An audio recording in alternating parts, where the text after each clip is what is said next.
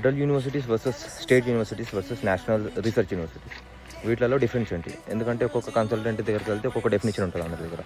వాళ్ళకి నచ్చినట్టు వాళ్ళు డిసైడ్ చేసుకొని ఇది ఇలాగా అని చెప్పి చెప్తున్నారు. సో ఈరోజు క్లారిఫికేషన్ ఇస్తాను. నేషనల్ రీసెర్చ్ యూనివర్సిటీస్లో వచ్చేసి most of the government funding ఏదైతే ఉంటుందో ఇది రీసెర్చెస్ కోసం వెళ్తుంది. సో అందుకని చెప్పేసి వాటి పేరు నేషనల్ రీసెర్చ్ యూనివర్సిటీస్. స్టేట్ యూనివర్సిటీస్లో మోస్ట్లీ మెడికల్ స్టడీస్ పైన ఫోకస్ చేస్తారు. అండ్ ఫెడరల్ యూనివర్సిటీస్ పేరు ఎందుకు ఉందంటే అది ఫెడరల్ డిస్ట్రిక్ట్స్లో ఒకటే ఉంది, దానికోసం అని చెప్పేసి. అంతే డిఫరెన్స్. ఇంకేదైనా డిఫరెన్స్ ఉందంటే ఫెడరల్ యూనివర్సిటీస్ వచ్చేసి మనకి సేమ్ మన సెంట్రల్ గవర్నమెంట్ కంట్రోల్లో ఉంటాయి. అండ్ స్టేట్ యూనివర్సిటీస్ వచ్చేసి స్టేట్ గవర్నమెంట్ కంట్రోల్లో ఉంటాయి. అంతే డిఫరెన్స్. మీరు మెడికల్ స్టడీస్ పరంగా చూసుకుంటే 3 యూనివర్సిటీలో సేమ్ ఉంటుందండి. Medical studies curriculum same, everything is same. 3 years of medical sciences, 3 years of clinical sciences, అంతే. Including your internship, that's it, అంతే. దీనికి మించి ఏం డిఫరెన్సెస్ లేవు. ఎవరో చెప్పారని చెప్పేసి డిఫరెన్సెస్ పెట్టుకొని ఇది వద్దు ఇది కావాలని చెప్పేసి చూస్ చేసుకోకండి. మంచి చూస్ చేసుకోండి.